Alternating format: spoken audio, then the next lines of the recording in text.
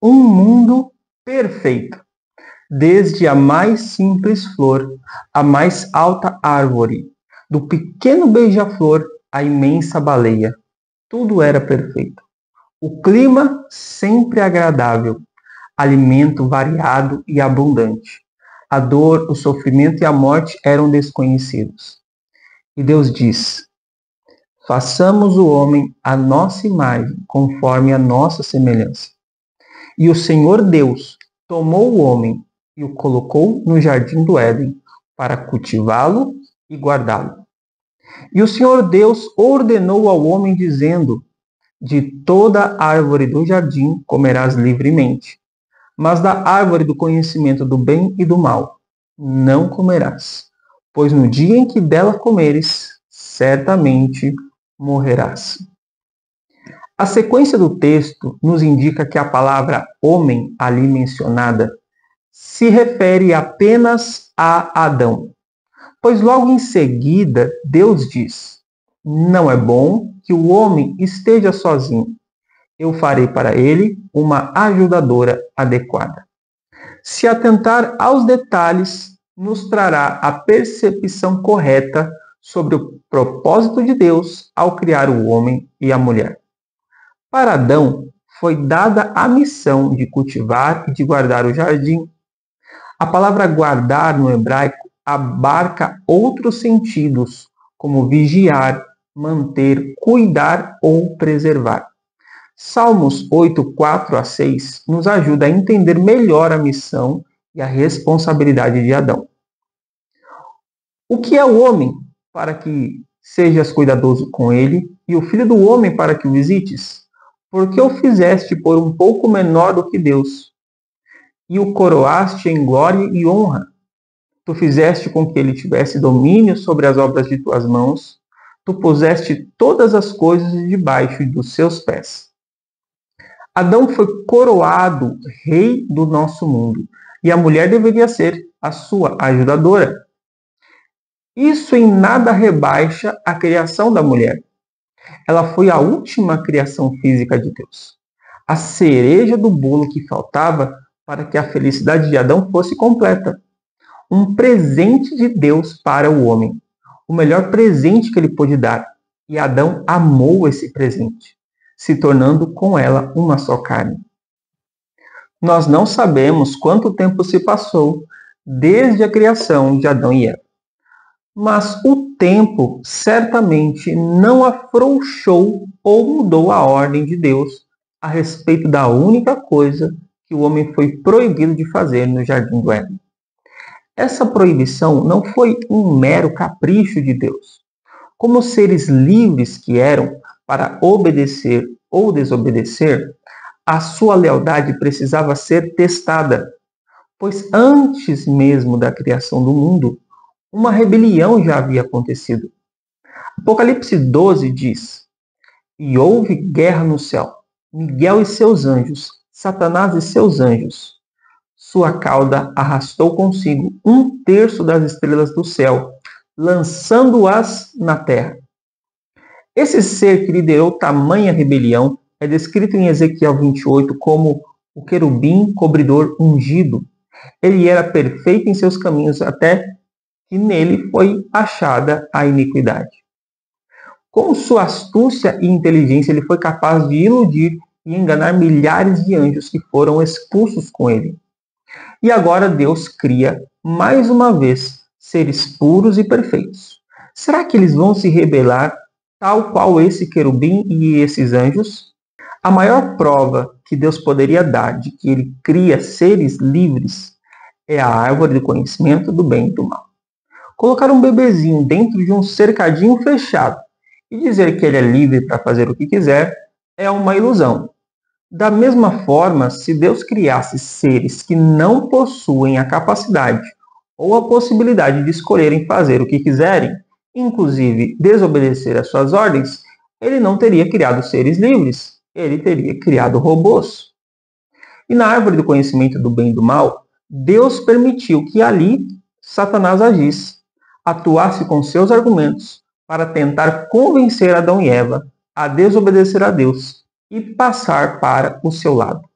Agora eu quero que você pare para refletir um pouco. Os anjos são criaturas poderosas? A Bíblia diz que certa vez um único anjo foi capaz de eliminar 180 mil homens do exército inimigo de Israel. Em Apocalipse, o apóstolo João relata que quando ele viu um anjo, ele não suportou o seu esplendor e caiu de joelhos no chão. O anjo teve que fazer uma repreensão, dizendo que só Deus deveria ser adorado e que ele se levantasse dali. Agora, considere que Deus criou milhares e milhares de anjos, cada um com sua personalidade e com capacidades distintas. E dentre tantos anjos, Lúcifer era o mais elevado, o mais perfeito. Será que ele era? Será que ele continua sendo um ser inteligente? A sua astúcia foi tamanha que a terça parte dos anjos foram enganados e expulsos do céu. E esse mesmo ser tramava agora como agir para que a humanidade recém-criada por Deus caísse em pecado, violando a lei divina, desobedecendo e comendo do fruto proibido. Já parou para pensar que não sabemos por quanto tempo Adão e Eva viveram no Jardim do Éden? Talvez foram meses, talvez anos, décadas, não sabemos, mas com certeza Lúcifer soube aproveitar esse tempo para observar e elaborar o seu melhor plano. Talvez ele tenha estudado o comportamento de Adão e Eva. Talvez ele percebeu que homem e mulher tinham personalidades diferentes. Talvez ele tenha levado em consideração um ponto muito importante. Ele precisava que Adão, e não somente a mulher, comesse do fruto. Mas como assim? Romanos 5, 12, 17 e 19 diz que por meio de um homem entrou o pecado no mundo. Por meio da desobediência de Adão, a morte passou a todos os homens. E por meio da obediência de um, a salvação veio a todos os homens e muitos serão feitos justos. Segunda aos Coríntios 11, verso 3, diz que a mulher foi enganada. Não diz que Adão foi enganado. E quando olhamos com atenção o relato de Gênesis, percebemos que a serpente desenvolve um diálogo com Eva para despertar em Eva, ou seja, criar nela o desejo por algo que ela nem queria e não precisava. Em contraste, no caso de Adão, o texto apenas diz que a mulher deu para o seu marido e ele comeu. Repare bem na estratégia, no plano. Vamos congelar a cena por um momento. Satanás precisava fazer com que Adão caísse, desobedecendo a Deus. Adão estava no paraíso, tudo do bom e do melhor, no padrão que o próprio Deus disse que tudo era bom. Deus e os anjos já haviam alertado a Adão sobre a rebelião de Lúcifer. Será que se Lúcifer simplesmente aparecesse para Adão dizendo: "Olá, bom dia, tudo bem? Meu nome é Lúcifer. Eu sei que já te passaram um relatório negativo sobre mim, mas deixa eu te contar o meu lado da história e dar 5 minutos do seu tempo para te mostrar que vale a pena você passar para o meu lado." Com as evidências do amor de Deus e os avisos que foram dados, qual seria a chance de Adão cair nessa conversa? A verdade, meus amigos, é que a obediência está atrelada ao amor. Se a me amais, guardareis os meus mandamentos. A obediência de Adão era proporcional ao seu amor por Deus. Para que Adão pecasse, Satanás precisava minar a confiança de Adão em Deus, redirecionar todo o amor que ele tinha por Deus para outra coisa ou outra pessoa. Então Satanás pode ter pensado: eu não posso simplesmente sugerir que ele coma do fruto, lhe mostrando os supostos benefícios que ele tem. Eu preciso fazer ele pensar que ele tem que comer, encurralar ele, colocá-lo contra a parede, fazer que ele tenha medo de que, se não comer do fruto, irá perder algo muito precioso para ele. O que será que existe nesse jardim? Será que tem algo, um potencial, que ele pode amar mais do que a Deus? Voltemos à cena de Adão. Atônito, olhando para sua esposa, que acabou de comer do fruto proibido. Deus disse e deixou muito claro qual seria o destino deles se comessem do fruto. Ela era sua companheira, carne da sua carne e osso dos seus ossos. Mesmo quando ela nem existia, ele sentiu a sua falta. Adão não foi enganado.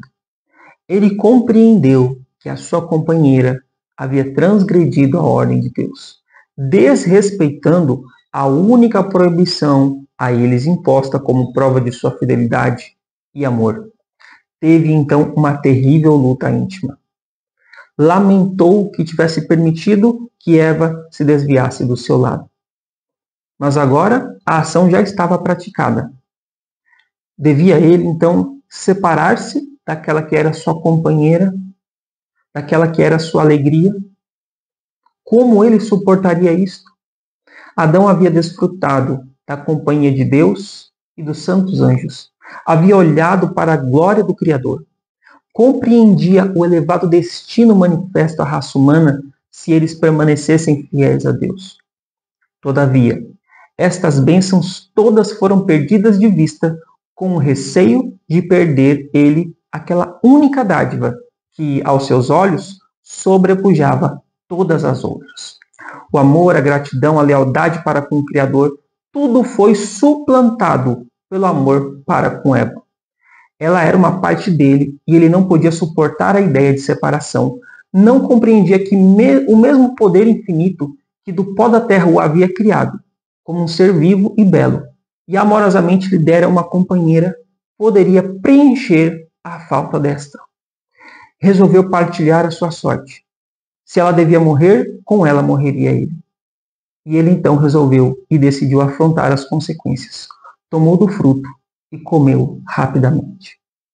Você percebeu, compreendeu a estratégia do inimigo? Qual é o primeiro mandamento?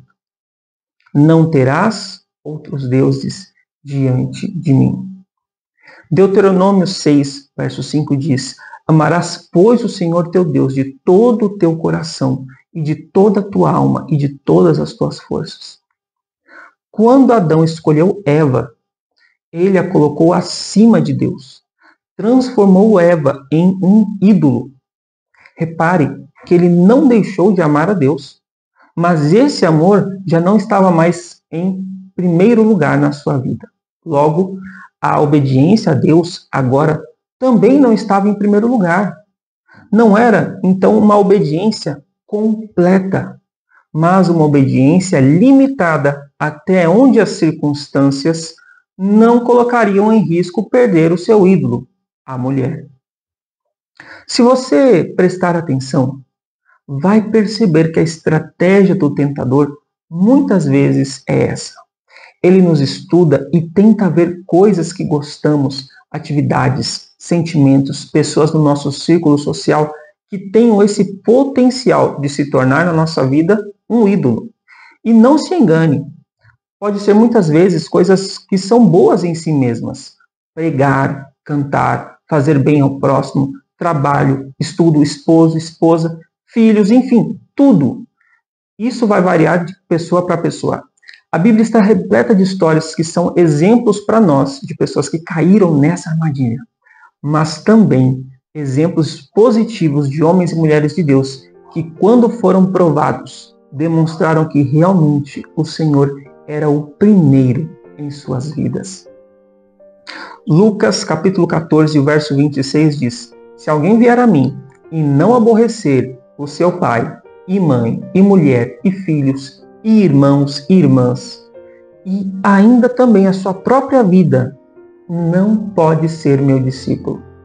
Quando Deus realmente é tudo para nós, ainda que Satanás nos tente fazer escolher entre pai, mãe, cônjuge, filhos, trabalho ou posições, nós não comeremos do fruto proibido. Nós não desobedeceremos a Deus. Alguns chegam a afirmar: se fulano não se salvar, eu prefiro me perder, junto com ele ou com ela. se não tiver isso no céu, ou se não tiver aquilo, eu nem quero ir para lá. Pois é, vai ser justamente o que vai acontecer. Seja feito conforme a vossa fé. Porque Deus não irá levar idólatras para o céu. Se depositarmos nossa alegria e confiança em pessoas que amamos, ou em coisas e atividades, não crendo que Deus é suficientemente capaz de nos dar, conceder muito mais do que pensamos ou imaginamos. Ainda que não tenham determinadas coisas no céu, ou que não tenhamos certas pessoas presentes em nossa vida por toda a eternidade, não poderemos estar com Ele ou sentar em seu trono com Ele. E é justamente nesse ponto que milhares irão cair na prova final. Não irão cair porque não conhecem os textos bíblicos. Não vão negar a Cristo porque não entenderam as doutrinas. Não vão aceitar a marca da besta porque foram enganados. Mas porque não amam a Deus a ponto de abandonar tudo por Ele. Não tem força, amor suficiente para dizer não ao seu ídolo. Cada um de nós será colocado diante de sua própria Eva, diante de algo ou alguém que amamos muito e temos medo de perder. E nós teremos que escolher o que é mais importante nas nossas vidas. Inclusive, Jesus diz em João 12, 25, em Mateus 16, 25, quem ama a sua vida, perdê-la-á. E quem neste mundo odeia a sua vida, guardá-la-á para a vida eterna. Ou seja, nem a nossa própria vida devemos nos apegar. É um paradoxo interessante. Se tentamos salvar a nossa vida nessa terra, a ponto de negar a Deus, perdemos a vida eterna. Mas se estamos dispostos a perder a nossa vida por amor àquele que nos concedeu ela, aí sim é que teremos vida, e vida em abundância para toda a eternidade. Que Deus te abençoe e que você seja fiel a Ele, como Ele tem sido fiel. Um grande abraço e até a próxima.